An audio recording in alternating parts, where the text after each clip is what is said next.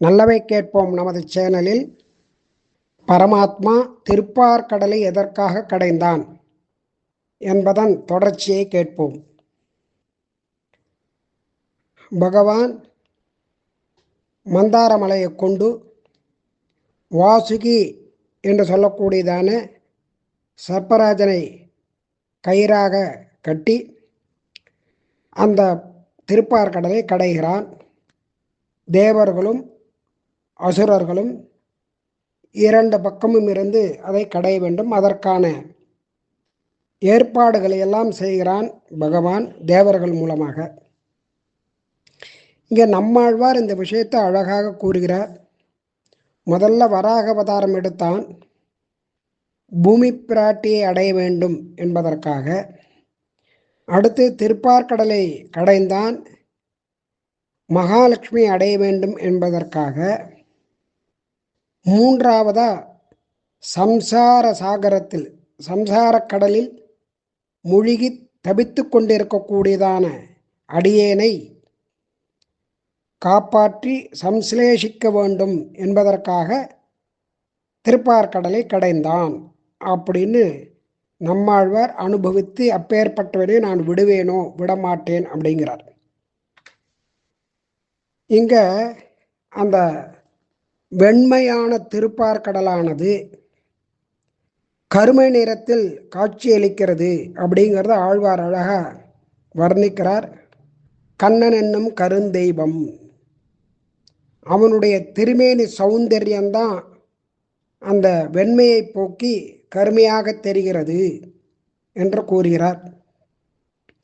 இப்படி நம்மாழ்வார் ஒரு பார்க்கடலை கடைகிறார். அதாவது வேதம் அப்படிங்கிறதான அதாவது 4 வேதங்களையும் இவர் திராவிட பிரபந்தமாக மொழிபெயர்த்து கொடுத்தவர் நம்மாழ்வார். அதனால்தான் வேதம் தமிழ் செய்த மாறன் அப்படின்னு பேர், மாறன் சடகோபன் அப்படின்னு பேர். இப்போ வேதங்கள் அப்படின்னு சொல்லக்கூடியதான பார்க்கடல், அந்த பார்க்கடல்ல நம்மாழ்வாருடைய நாவு வாக்குன்னு அர்த்தம். அதை மத்தாக வச்சு 1000 இன்தமிழ்களான திருவாய்மொழி அப்படிங்கிறதான பிரபந்தத்தை 1000 பாசுரங்களை கொண்டு அந்த அமுதத்தை கடைந்து எடுத்தவர் நம்மாழ்வார். அப்படி கடல் கடைந்தார். அப்படிப்பட்டவருக்கு கண்ணன், அந்த கண்ணனானவன் தன்னுடைய திருமேனியை காண்பிக்கிறான், அதை அனுபவிக்கிறார். இந்த கடல் கடையிறது அப்படிங்கிறத இப்படி அனுபவிக்கிறார். நாக்கொண்டு பாடி அவனை பாடி பரவசப்பட்டு அந்த ஆனந்தத்திலே அனுபவிக்கிறார். இந்த கடல் கடைவதுங்கிறத எல்லாருமே அனுபவிக்கிறார். ஆண்டாலும் வங்கக்கடல் கடைந்த மாதவன் அப்படின்னு அனுபவிக்கிறார். தொச்சாடு சாஞ்சு மனோரதா நாதா மமந்த பபந்ததம் அப்படின்னு ஆள வந்தார். இந்த சமுத்திர மதனத்தை பற்றி அனுபவிக்கிறார்.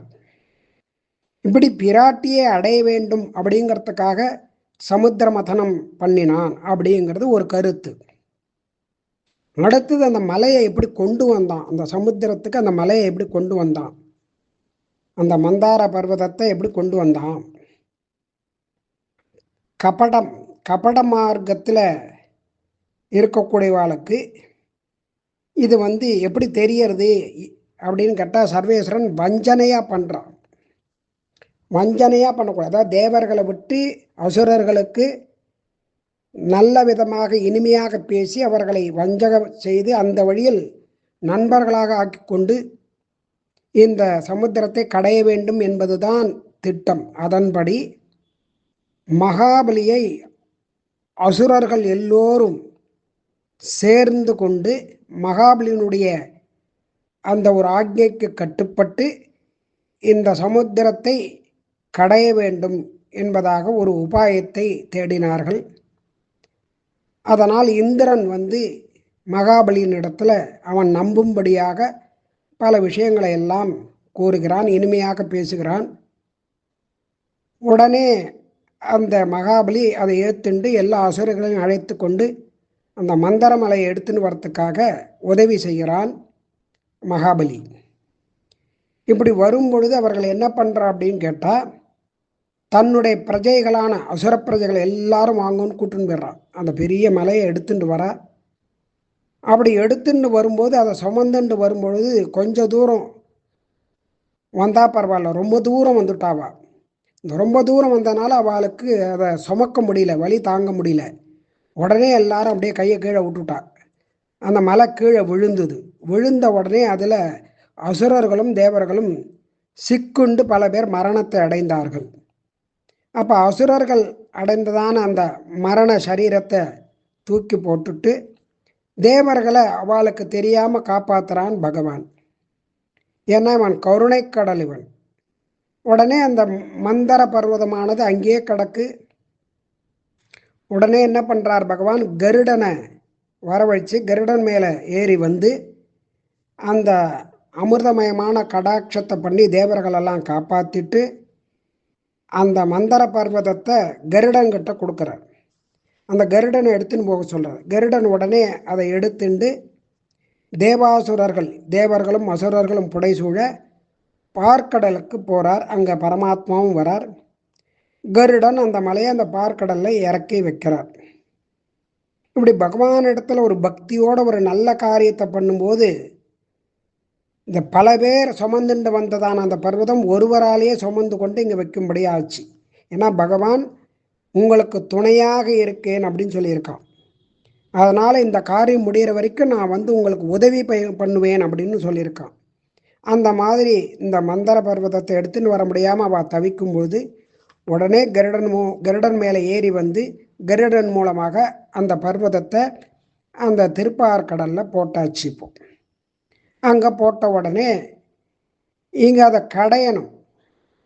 அந்த மலையை கடையறதுக்கு வாசுகி அப்படிங்கிறதான சர்ப்பராஜனை இப்படியே உபாயமாக இனிமையாக பேசி ஏமாற்றி அது கயராக ஆகணும்னு சொல்லிட்டு எடுத்துன்னு வந்து அந்த மலையில் சுற்றியாச்சு. இப்போ தேவர்கள் அசுரர்கள் 2 பேரும் பார்க்கடலை கடையணும் அப்படிங்கிறதான ஒரு சூழ்நிலை வந்தது. இப்போ தலைப்பக்கம் யார் பிடிச்சிக்கிறது, வால் பக்கம் யார் பிடிச்சிக்கிறது அப்படிங்கிறதான ஒரு சந்தேகம் வந்துடுத்து. இது என்னன்னா, அசுரர்களுக்கு வந்து இதை பண்ணாத அப்படின்னு சொன்னால் அதை பண்ணுவாள். அதனால் தேவர்களுக்கு வால் பக்கத்தை கொடுக்கணும். எடுத்தோடனே கொடுத்தா அவள் சண்டைக்கு வந்துடுவாள். அதனால் ஒரு சூழ்ச்சி பண்ணி அதை பண்ணணும் அப்படின்னு பகவான் நினைக்கிறான்.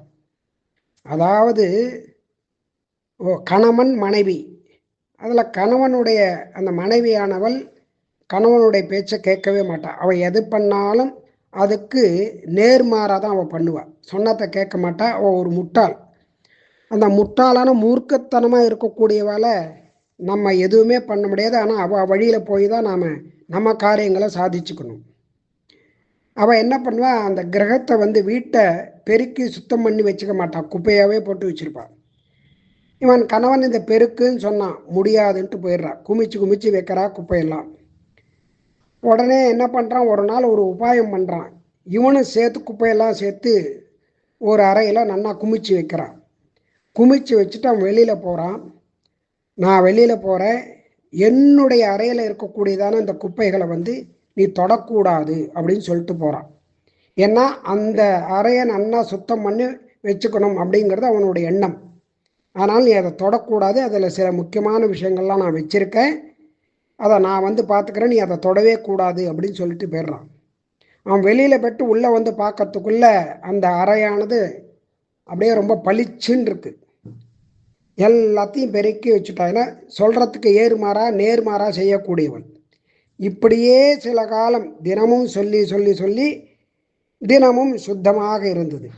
அதனால் முட்டாள்களிடத்தில் நம்முடைய விருப்பம் நிறைவேறணும்னா அது நேரிடையாக சொல்லாமல் இந்த மாதிரி சொல்லணும். அதாவது விருப்பத்தை நேரிடையாக எதிர்மாறாக சொன்னால் தான் அவள் அதை செய்வாவா, இல்லைனா அவள் சொன்னதை கேட்க மாட்டா அப்படிங்கிறத அவன் அந்த மாதிரி பண்ணினான். அதே மாதிரி இங்கே பகவானும் பண்ணுறார். அசுரர்களை கூப்பிட்டு நீங்கள்லாம் வால் பக்கம் பிடிச்சிக்கோங்கோ, தேவர்கள்லாம் தலைப்பக்கம் பிடிச்சிக்கோங்கோ அப்படின்னு சொல்லிடுறான். உடனே இவா சொல்கிறா, நாங்கள் வந்து எப்பேற்பட்டவா வீர தீர பராக்கிரமசாலிகள், நாங்கள் போய் வால் பக்கம் பிடிச்சிக்கிறதாவது தலைப்பக்கம்தான் நாங்கள் பிடிச்சிப்போம் அப்படிங்கிறா. உடனே இதுதான் பகவானுக்கு வேணும். உடனே அவளை வந்து நீங்கள் தலைப்பக்கம் பிடிச்சிக்கோங்க அப்படின்னு சொல்லி தேவர்கள் கூட்டி நீங்கள்லாம் வால் பக்கம் பிடிச்சிக்கோங்க அப்படின்னு சொல்லிடுறார். இப்படி ஏமாற்றி தன்னுடைய காரியங்களை சாதிச்சுக்கணும் அப்படின்னு அந்த பகவானுடைய உபாயம். அதற்கு தகுந்தாற் போல அவர்களும் தலைப்பக்கம் நாங்கள் தான் பிடிச்சிப்போம் அப்படின்னு சொல்கிறார். நகிருண்ணீமோ வயம் புச்சம் அகேஹே அங்கம் அமங்கலம்.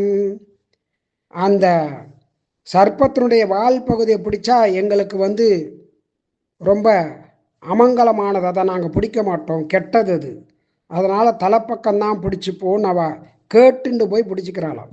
இதான் பகவானுடைய கபட்ட நாடகம்.